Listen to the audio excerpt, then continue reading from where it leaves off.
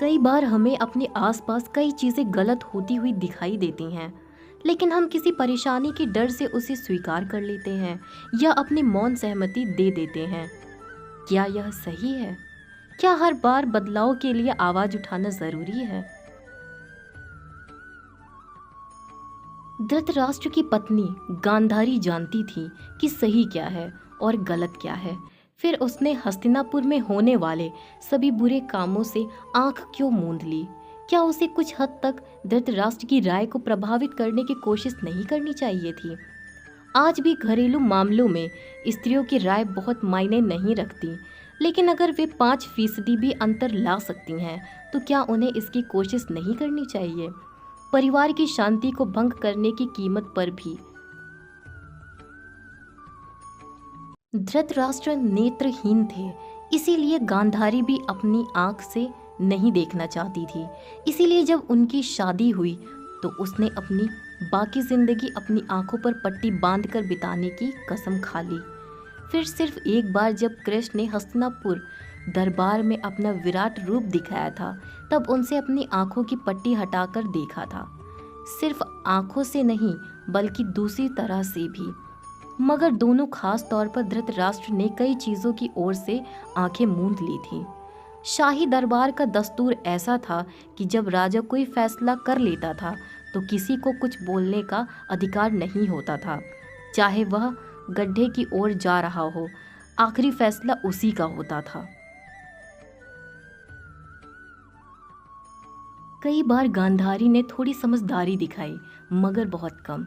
जब असली मुद्दों की बात आई तो उसने कोई खास कोशिश नहीं की। हमें यह बात माननी पड़ेगी कि उसके हाथ में ज्यादा कुछ नहीं था, क्योंकि धृतराष्ट्र को समझाने वाले लोग काफी चतुर थे। शकुनी से बेहतर साजिश, कपट और छल कोई और नहीं कर सकता था। और जब भी गांधारी या धृतराष्ट्र ने किसी मुद्दे पर पीछे हटना चाहा, तो दुर्योधन आत्महत्या करने की धमकी दे देता था। अगर आपको लगता है कि कोई चीज वाकई महत्वपूर्ण है, तो आपको किसी भी असहजता की कीमत पर उसके लिए खड़े होना चाहिए, उसका समर्थन करना चाहिए। दुर्योधन ने अपनी पूरी जिंदगी कोई चीज अपने मन मुताबिक न होने पर इसी का सहारा लिया, चाहे उसकी मांग कितनी भी मूर्खतापूर्ण या गलत होती। धृतराष्ट्र को मानना पड़ता, क्योंकि उनका बड़ा बेटा उनके लिए सब कुछ था। अगर वह आत्महत्या कर लेगा तो मैं कैसे जीऊंगा? कभी कभार गांधारी बीच में पड़ने की कोशिश करती, मगर धृतराष्ट्र जब एक बार मन बना लेते या कुछ करने के लिए मजबूर कर दिए जाते तो कदम पीछे नहीं हटाते। गांधारी वाकई कुछ खास नहीं कर सकती थी। आपके प्रश्न का आखिरी हिस्सा है, क्या परिवार की शांति भंग होने की कीमत पर भी उन्हें कोशिश नहीं करनी चाहिए थी? ज्यादातर लोग ऐसा नहीं करना चाहते, चाहे उन्हें 100% पता हो कि यही करना सही होगा। अगर वे किसी खास मकसद या सच्चाई या किसी और चीज के लिए खड़े होते हैं, तो उन्हें परिवार में अप्रियता का माहौल झेलना पड़ता है। बहुत सारे लोग उस तनाव को झेलने के लिए तैयार नहीं होते, मगर अपनी बाकी जिंदगी एक झूठ को जीने के लिए तैयार होते हैं। वे किसी चीज़ का समर्थन करने के लिए और यह कहने के लिए कि ऐसा होना चाहिए, अपने रिश्तों और परिवारों में उस थोड़ी सी असहजता का सामना करने के लिए तैयार नहीं होते।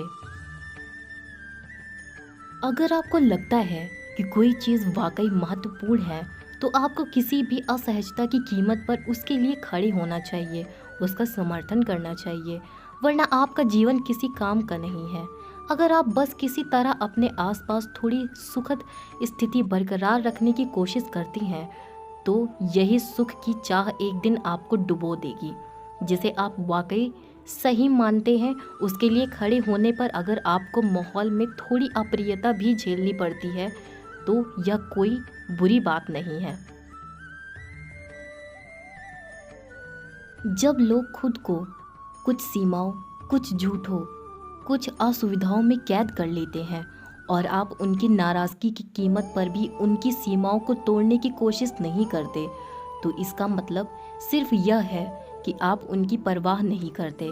आपको बस अपने आराम की चिंता है, क्या सहन करना चाहिए और क्या नहीं। यह कई चीज़ों पर निर्भर करता है, जैसे हालात को संभालने की आपकी क्षमता और सामने वाला व्यक्ति कितना ज़िद्दी है। आप हर छोटी छोटी चीज़ के लिए उठकर लड़ नहीं सकते। हालात को पलटने की क्षमता हर इंसान में अलग अलग हो सकती है, मगर किसी के जीवन में थोड़ी बहुत नेकी करने और हालात को बिगड़ने ना देने की गुंजाइश ज़रूर होती है। बुराई का मतलब परिवार, रिश्तों या सामाजिक हालातों के अंदर थोड़ा बहुत भ्रष्टाचार भी हो सकता है, जो किसी दिन एक बड़ा रूप ले सकता है। यही वजह है कि महाभारत की कहानी आपको बताने की कोशिश कर रही हूँ। लोगों ने हमेशा से दुर्योधन को एक दुष्ट राक्षस की तरह और कृष्ण को स्वर्ग से आए भगवान की तरह देखा है, मगर ऐसा नहीं है। दोनों इंसान हैं। एक अपनी समझ और मानवता का इस्तेमाल करता है और दूसरा नहीं करता। इससे ही सारा फर्क पड़ता है। यही चीज़ एक को देवता और दूसरे को राक्षस बनाता है। ऐसा नहीं है कि एक स्वर्ग से गिरा और दूसरा नर्क से कूद पड़ा। बात बस इतनी है कि हर इंसान के पास हर पल यह अवसर होता है कि वह या तो अपनी मानवता का इस्तेमाल करे या उसे छोड़कर अपने आसपास मौजूद हालातों के जाल में फंस जाए। समझदारी से गलत काम रोके जाने चाहिए। इसका मतलब यह नहीं है कि आपको आंदोलनकारी बनकर अपने आसपास मौजूद हर किसी से लड़ना है। यह काम समझदारी से किया जा सकता है। अपनी बुद्धि का इस्तेमाल करते हुए हालात को बेहतर बनाने के तरीकों के बारे में सोचा जा सकता है।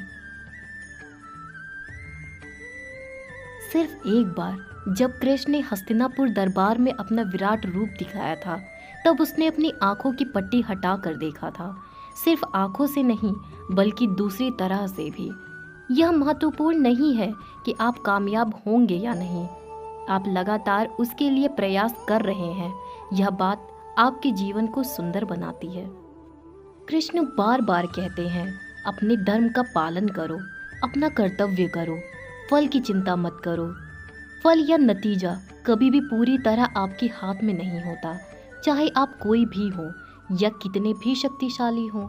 जब बाहरी हालातों की बात आती है तो हम सही नतीजे पाने के लिए हर तरह का हिसाब किताब कर सकते हैं, फिर भी किसी के लिए कोई गारंटी नहीं है। शिव को भी दुनिया में मेहनत और संघर्ष करना पड़ा था, और आप जानते हैं कि कृष्ण को किस तरह हर कदम पर मेहनत और संघर्ष करना पड़ा। सिर्फ एक मूर्ख ही यह नहीं जानता कि किसी हालात को कामयाब बनाने में कितनी चीज़ों का हाथ होता है।